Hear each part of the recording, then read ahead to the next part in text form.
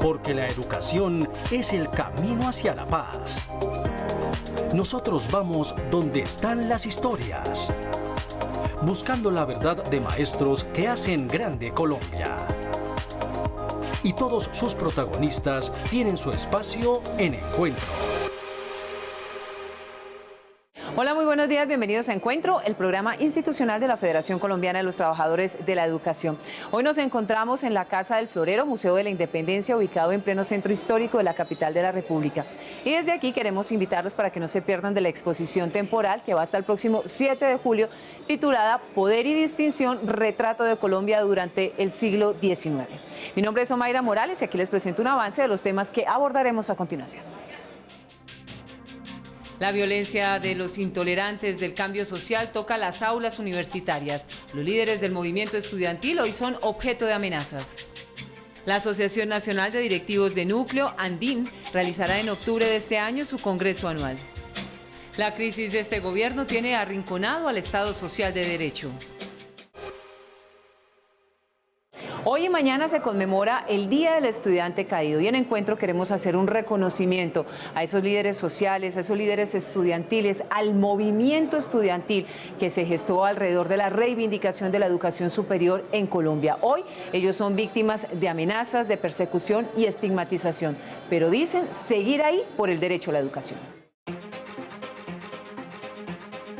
Creo que la gracia de este movimiento estudiantil fue que a través de la movilización pacífica y creativa pudimos, otra vez como en el 2011, ganarnos el corazón de los hogares colombianos, de las personas. Salían a marchar abuelitas y familias enteras al lado nuestro y sí creo que lo hacían porque lo que representa el movimiento estudiantil para Colombia es una posibilidad de esperanza y de cambiar un poco el país que tenemos.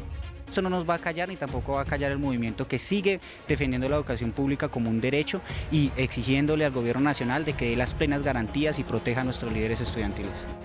Ese es el ímpetu, el compromiso y la responsabilidad social de los representantes estudiantiles en Colombia. Hoy, objeto de amenazas contra su vida y con un sinnúmero de investigaciones disciplinarias por exigir que el derecho a la educación superior pública sea garantizado, así como lo establece la Constitución Nacional. Empezó el paro, era como que porque parábamos, que éramos lo peor, que teníamos vínculos con algunos sectores que no están en la lucha civil, etc. Pero después, cuando firmamos el acuerdo, las más recientes plantean que no debimos haber firmado un acuerdo con el gobierno nacional. En todo caso, yo y creo que todos los sectores que somos parte de la mesa nos sentimos muy tranquilos con lo que fue el movimiento del año pasado y sabemos que tenemos de aquí en adelante una pelea mucho más grande, que es el cumplimiento mismo de esos acuerdos y exigirle al gobierno que no nos haga conejo con lo que firmamos. Hay amenazas en Antioquia, Cauca, Atlántico, Valle, Bogotá, Chocó, Nariño, entre otras regiones, porque sus líderes estudiantiles se levantaron para exigir presupuesto, condiciones y seguridad para que el derecho a la educación pública no sea una promesa de campaña, sino que se respete y dignifique. Seguramente lo que hemos manifestado los estudiantes y los profesores y los trabajadores en estas movilizaciones incomodan a sectores del país. Uno no podría entrar a señalar que son los mismos que nos están amenazando, pero evidentemente hay la necesidad y siempre hemos defendido que el debate debe ser argumentado, con cifras, sustentado en el marco del respeto y sin tener que recurrir a amenazas de este calibre para solucionar nuestras diferencias políticas. Nosotros siempre también hemos defendido la movilización pacífica. Los estudiantes, la voz del cambio social, críticos con argumentos, soportaron la estigmatización y la guerra mediática. Hoy, las amenazas de intolerantes que desconocen la voz histórica del estudiantado buscan callarlos. Ellos son jóvenes que han caído en su defensa, pero detrás de esto se levanta una ola imparable, porque el cambio se gesta en el aula, de la mano de la mejor herramienta, la educación. Colapsadas por falta de recursos de gratuidad se encuentran las instituciones educativas en Córdoba, razón por la cual el sindicato del departamento Ademacor llamó a una parálisis de 24 horas el pasado miércoles. Docentes, directivos docentes y estudiantes de las instituciones educativas públicas de los municipios no certificados de Córdoba llegaron hasta los bajos de la gobernación, aquí en la ciudad de Montería, para exigir el giro inmediato de los recursos por concepto de gratuidad a 184 establecimientos educativos que en estos momentos se encuentran en condición precaria. La denuncia fue hecha por los mismos rectores, quienes aseguran que ya no encuentran salida para solventar las necesidades básicas de los planteles educativos. Las instituciones hoy día se están cayendo a pedazos. Nuestros estudiantes están padeciendo calor porque no tenemos con qué arreglar los abanicos, aires acondicionados, no tenemos papelería. En estos momentos ya estamos al borde de una emergencia sanitaria porque no tenemos útiles de aseo para poder contrarrestar la problemática que nosotros vivimos dentro de los establecimientos educativos. Desde la directiva central de ADEMACOR exigieron por parte del gobierno nacional y departamental cumplimiento en el otorgamiento de una educación pública de calidad. Es una necesidad, es un clamor de las comunidades educativas, de estos establecimientos educativos, porque ya no pueden más con el funcionamiento de las escuelas. Hoy estamos defendiendo la educación pública, porque al exigir el giro de los recursos de gratuidad es una defensa directa hacia la educación pública. Directivas de ADEMACOR y rectores de los establecimientos educativos han anunciado que de no ser girados los recursos por parte del Ministerio de Educación Nacional en el menor tiempo posible, anunciarán y convocarán a la comunidad educativa a un paro, si es necesario, indefinido. La Asociación Nacional de Directores de Núcleo llevará a cabo el próximo mes de octubre su Encuentro Nacional Educativo 2019 en un espacio dirigido a la reflexión y al análisis que busca congregar a cerca de 400 directivos que representan a todo el territorio nacional. Es una organización sin ánimo de lucro, de tipo profesional, que la importancia radica en que nosotros ejercemos funciones de acompañamiento, de seguimiento, de evaluación para fortalecer los procesos propios de las entidades, de los establecimientos educativos del país. Andín está conformado por los directores de núcleos afiliados.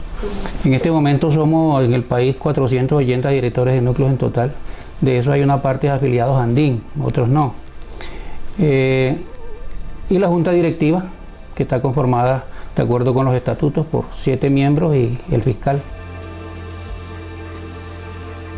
Pues yo pienso que FECODE es importante para nosotros y nosotros para ellos, porque en la medida que nosotros mejoremos nuestro desempeño, nuestra labor y nuestro trabajo, pues los establecimientos educativos van a tener unos mejores desempeños con el acompañamiento nuestro. Este evento se va a realizar en la ciudad de Mocoa, del 14 al 18 de octubre, como está ya institucionalizado a nivel nacional. En estas fechas se realizan los encuentros.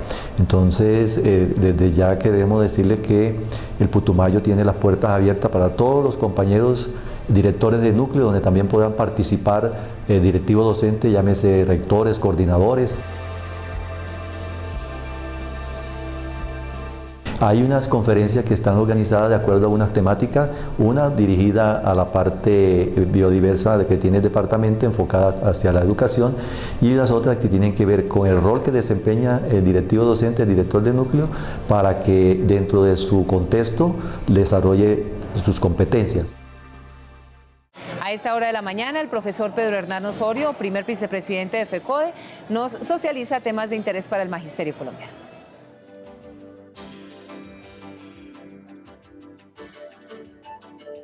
Un cordial saludo al magisterio colombiano.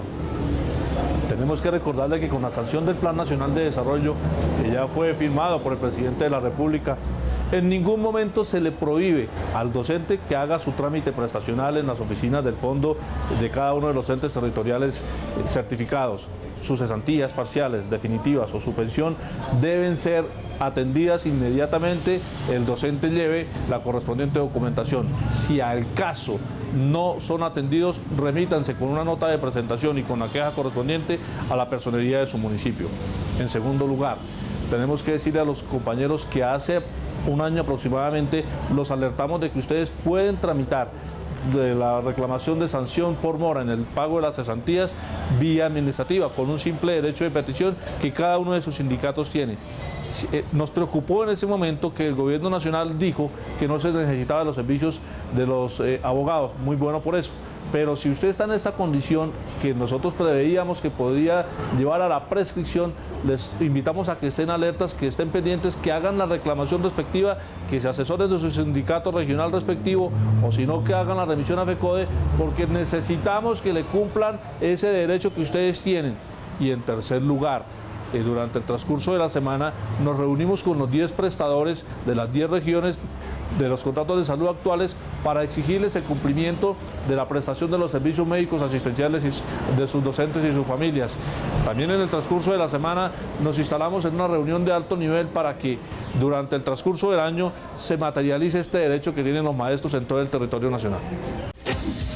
La privatización de la educación pública se disfraza de diferentes formas. Es responsabilidad del gobierno garantizar un acceso equitativo e incluyente para todos los niños, niñas y jóvenes a una educación pública gratuita y financiada por el Estado. FECODE rechaza la comercialización y privatización de la educación pública en el país, porque la educación no es una mercancía, es un derecho. Hoy en Encuentro exaltamos el trabajo de la profesora María Cristina Orozco y su proyecto Avances y Limitaciones en la Implementación del Gobierno Escolar en las Instituciones de Girardot, proyecto que la llevó a participar del primer Congreso Iberoamericano de Docentes. En el marco de la democracia escolar, la docente María Cristina Orozco analizó el comportamiento de 8 instituciones educativas públicas del municipio de Girardot en Cundinamarca. Aquí se detectaron dificultades en el ejercicio de elección de los representantes estudiantiles, ya que prima las relaciones verticales, autoritarias y basadas más en representatividad que en una verdadera democracia participativa. Este tema del gobierno y de la democracia escolar es un tema que no ha logrado el empoderamiento que quisiéramos. Hasta ahora, después de más de 20 años, digamos que apenas hay algunos vestigios ya de resultados frente a lo que implica formar en democracia y en participación ciudadana desde la escuela, como lo quiso la Constitución de 1991.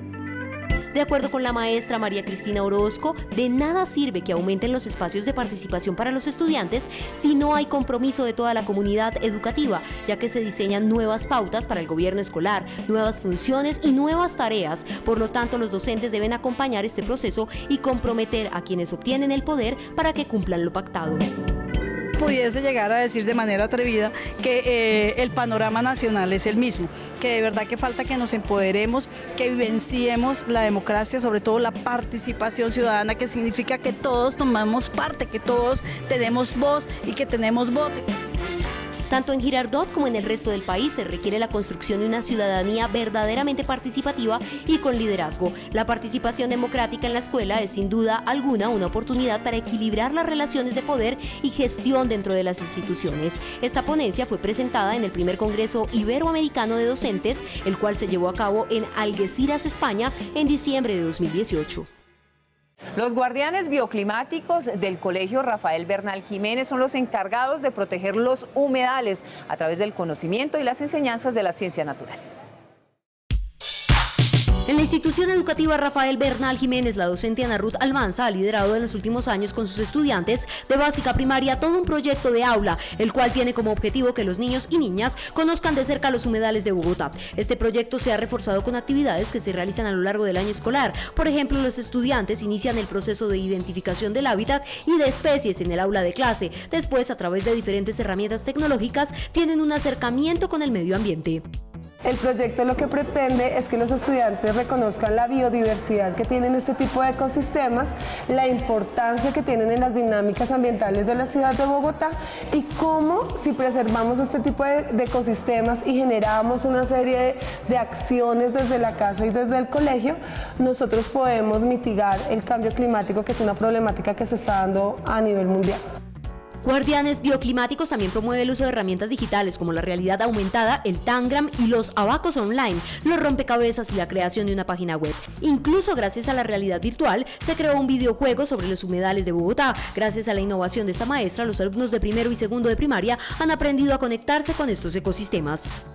Aprendimos mucho sobre las plantas, sobre los humedales, ya que la profe con una aplicación llamada Pixelac, nos lleva a la sala de sistemas y pues nosotros hacíamos como los animales, las plantas. También hicimos lo de los muiscas, trabajamos en un baile de los muiscas. Muchas diferencias y lo aprendimos dentro del Tangram Online. Pues nosotros aprendimos muchas cosas. También Tangram físico, que cuando uno lo tenía que hacer con sus propias manos, ya no con un teclado, sino con sus manos. Nosotros fuimos a un humedal a sembrar algunos árboles como eran el pino, el sauce llorón y otros más. Hacemos uso de otras acciones que tenemos en el colegio. A través del proyecto PRAE nosotros hacemos separación de residuos sólidos. Tenemos rincones ecológicos también en la casa de los estudiantes porque nos dimos cuenta que aquí hacíamos la separación de los residuos, pero que como que esos aprendizajes se perdían en la casa. Entonces decidimos utilizar los rincones ecológicos donde ellos también hacen separación de residuos sólidos.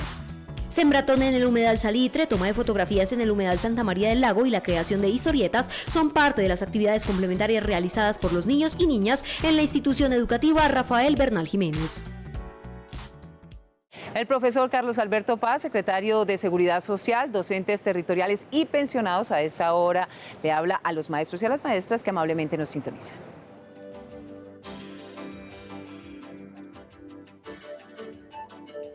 Muy buenos días, docentes de Colombia. Reciban cordial, fraterno y caluroso saludo de parte de la Federación Colombiana de Trabajadores de la Educación, FECODE. Para informarles, en esta semana que pasó, la Federación tuvo reuniones con los prestadores de salud, con el Ministerio de Educación, para revisar y colocar de primera mano en los acuerdos el seguimiento con la cuestión de la salud de los docentes y sus beneficiarios. Para nosotros, la Federación Colombiana, es un punto álgido la prestación del servicio. 2. El día jueves tuvimos la reunión y la instalación de la Comisión Nacional de Salud. Para allí, como están los acuerdos establecidos, colocarle el punto y el tate quieto a esta solicitud que los docentes día a día hacen y que esta prestación no se hace recurrentemente al día como es. También decirles que hemos acompañado todas las jornadas nacionales y departamentales donde el docente, sus beneficiarios han estado parando los servicios educativos por el derecho a la vida. FECODE sigue atentos y seguirá atento a que la prestación del servicio de salud sea lo primordial para todos y cada uno de nosotros.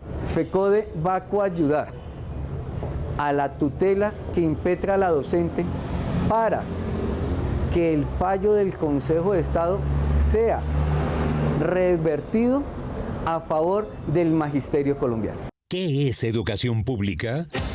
La educación pública es un derecho fundamental y un bien común y es responsabilidad del Estado garantizar igualdad de oportunidades a sus ciudadanos. FECODE defiende una educación pública gratuita y financiada por el Estado y exige el freno de todas las formas de privatización y comercialización de este derecho fundamental. La educación no es una mercancía, es un derecho.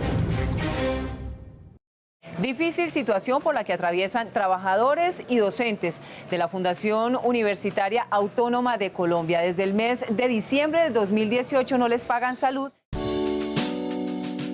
Desde hace 20 días, los trabajadores de la Universidad Autónoma de Colombia se encuentran en un campamento ubicado dentro de la institución. Ellos exigen una respuesta inmediata, ya que sus derechos laborales han sido vulnerados.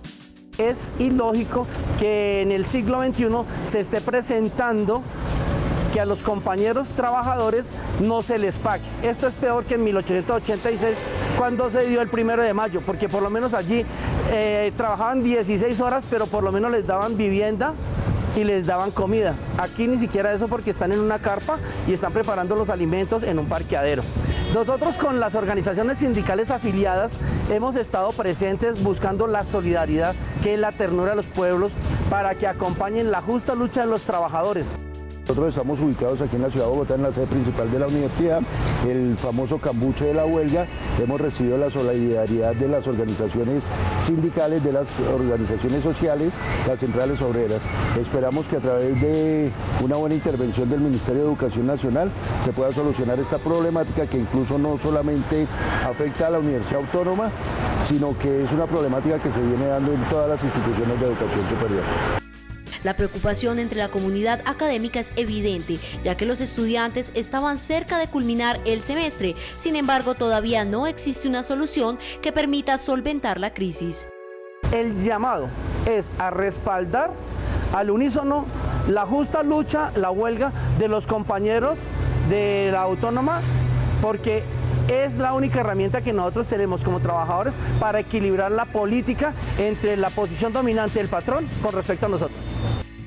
El cese de actividades se presenta actualmente en las 7 sedes que tiene la Universidad de Bogotá, en las que estudian más de 4.400 estudiantes.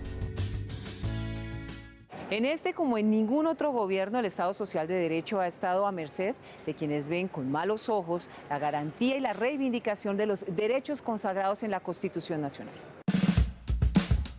El Estado Social de Derecho es un cúmulo de derechos y deberes de ciudadanos que en el papel suena reivindicativo y justo, pero en la práctica es dictatorial y violador. En Colombia hay más deberes que derechos y con la excusa de las crisis se desmontan derechos vía reformas y leyes anticonstitucionales. Estas crisis inventadas entonces se están promoviendo constituyentes, grandes reformas a la Constitución para limitar cada vez más derechos. Esto es muy común, esto se llama en la academia autoritarismos democráticos, es lo que hace Le Pen en Francia, es lo que hace Trump en Estados Unidos con un muro que no necesita pero que se lo inventa para promover eso, es lo que hace Bolsonaro en Brasil para limitar derechos de minorías sexuales. Entonces esto es como una moda que está atravesando todo el mundo. En Colombia aparecen leyes como la del Ministerio de las TIC, que busca coartar y amordazar la información, o la ley que busca proteger a los despojadores de tierra, limitando a los verdaderos dueños, a los campesinos. Situaciones que con la implementación del acuerdo de paz habría reducido la brecha de inequidad y reconocido a esas poblaciones y regiones a las que la violencia les robó su realidad y hoy están en manos del mejor postor, la corrupción y el miedo. Hay una desigualdad muy grande entre los derechos de un ciudadano en Quibdó, en Ismina, Chocó y los de Bogotá. Entonces el proceso de paz lo que tenía el objetivo era de equilibrar ese acceso a derechos, que fuera un poco más equitativo, que igual tuvieran los derechos Chocó, Boyacá, Cundinamarca o Bichada. En la medida que no hay implementación de los acuerdos de paz y tenemos este tema de las objeciones, entonces se niega el derecho a la verdad, el derecho a la reparación y el principal, el derecho a la garantía de no repetición. En la medida que no se implementa el acuerdo de paz, no hay reforma agraria, no hay créditos agrarios, no hay vías terciarias, no hay distritos de riego, no hay catastro rural. Entonces, Colombia literalmente hoy tiene un apartheid. Hoy, para restablecer el orden en medio de la crisis, aparece la constituyente como tabla salvadora. Voces que se resisten a hacerle honor al Estado Social de Derecho para todos, no para unos y otros que siguen en la Edad Media. La única forma de que nosotros paremos estos ciclos de violencia repetitivos en la medida que no solucionamos esas causas estructurales que promueven ese apartheid es que la gente aprenda a votar. El día que eso pase vamos a acabar con esto. Mientras tanto pareciera que estamos condenados a vivir ciclos y ciclos repetitivos de violencia. Consecuencia de esa mala interpretación del Estado Social de Derecho, las objeciones que presentó el presidente a la ley estatutaria de la JEP. Las 6 objeciones a la ley estatutaria de la JEP se hundieron luego de que el alto tribunal considerara que los 47 votos que se dieron en el Senado sí conformaron una mayoría en contra de las mismas, por lo que se determinó que estas no fueran aceptadas por el Congreso de la República. De esta forma, el presidente Iván Duque tendrá que sancionar esta norma, enterrando los cambios que quería realizar, entre los que se destacaban la extradición a terceros, la reparación de víctimas y la práctica de pruebas para trámites de extradición en la JEP. El que la Jurisdicción Especial para la Paz cuente ahora sí con un marco completo que delimita sus competencias, que por decirlo de alguna forma organiza la casa, fija las reglas del juego, pues no solamente beneficia a las víctimas en la medida en que les va a dejar en claro en qué medida van a participar dentro de estos procesos, sino también, por sobre todo, a las personas que se han acogido a la Jurisdicción Especial para la Paz. La jurisdicción tiene 4 secciones de tribunal y 3 salas externas al tribunal. Entonces la ley estatutaria, por ejemplo, establece algunas cosas sobre cuáles son las competencias de cada una de ellas de forma más clara. Las objeciones buscaban establecer la obligación de los victimarios de reparar integralmente a las víctimas del conflicto armado, aclarar las competencias de la justicia ordinaria, inclusive en los casos de extradición, y definir la atribución del Alto Comisionado para la Paz para verificar la lista de quienes se acogen a la justicia transicional. Ahora que será sancionada la ley, se pondrá en marcha un sistema con el cual se pretende superar el conflicto armado interno de nuestro país. En general, también para las víctimas va a ser más claro cuál es el alcance de sus derechos, cuáles son los momentos procesales en que pueden y deben ser tenidas en cuenta, cómo se aplica, por ejemplo, el principio de centralidad de las víctimas, etc.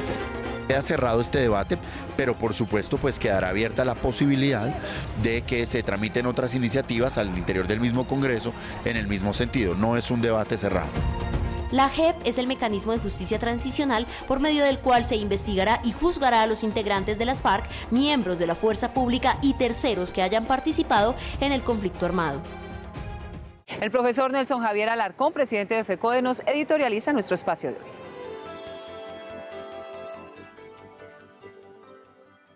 Muy buenos días, un saludo cordial y fraternal al magisterio colombiano. Desde el Comité Ejecutivo de FECODE, rechazamos los hechos que rodearon el pasado martes en circunstancias extrañas frente al sitio de vivienda de nuestro compañero presidente del Sindicato de Maestros de Bolívar. Este tipo de intimidaciones que atenta contra la libertad sindical y contra los derechos humanos lo rechazamos tajantemente, pero a la vez exigimos al gobierno nacional protección inmediata para nuestro compañero presidente y para todos nuestros líderes sindicales y sociales que hoy están siendo víctimas de amenaza por diferentes actores al margen de la ley. En segundo lugar, la Federación Colombiana de Trabajadores de la Educación, FECODE, se hizo parte dentro del proceso para defender los derechos arrebatados por un fallo de unificación de jurisprudencia por parte del Consejo de Estado, donde no tiene en cuenta los factores salariales para liquidar la pensión de los maestros y maestras en Colombia. Seguiremos utilizando las diferentes vías legales y jurídicas, tanto a nivel nacional e internacional, para defender los derechos del magisterio colombiano y específicamente para que sean incluidos los factores salariales en la liquidación de la pensión de nuestros maestros y maestras de Colombia. En tercer lugar, dando cumplimiento al proceso de implementación de cada uno de los acuerdos pactados y firmados con el Gobierno Nacional el pasado 15 de mayo, el día jueves, se instaló la Comisión de Salud, en la cual participa la Superintendencia de Salud, Ministerio de Educación Nacional, la Fiduprevisora, los representantes de cada una de las entidades prestadoras del servicio médico-asistencial, las auditorías externas contratadas por la Fiduprevisora y el Comité Ejecutivo de FECODE. Esperamos que podamos avanzar en este tema y que verdaderamente se zanje las circunstancias y se dé la excelente prestación del servicio médico-asistencial como se lo merecen nuestros maestros y maestras de Colombia y su grupo familiar. Esperamos poder avanzar en las demás comisiones como ya se ha convocado por parte del Gobierno Nacional y poder dar así cumplimiento a la implementación de cada uno de los acuerdos pactados y firmados con el Gobierno Nacional. Feliz fin de semana. Ustedes y nosotros tenemos una cita habitual el próximo sábado a las 7 de la mañana por Teleantioquia. Saben que pueden ubicar este espacio informativo en el canal de YouTube. Y les recuerdo que toda la información oficial es emitida y publicada a través de las redes sociales y la página web de FECODE, www.fecode.edu.co. Gracias por su compañía. Nos vemos en 8 días. Hasta luego.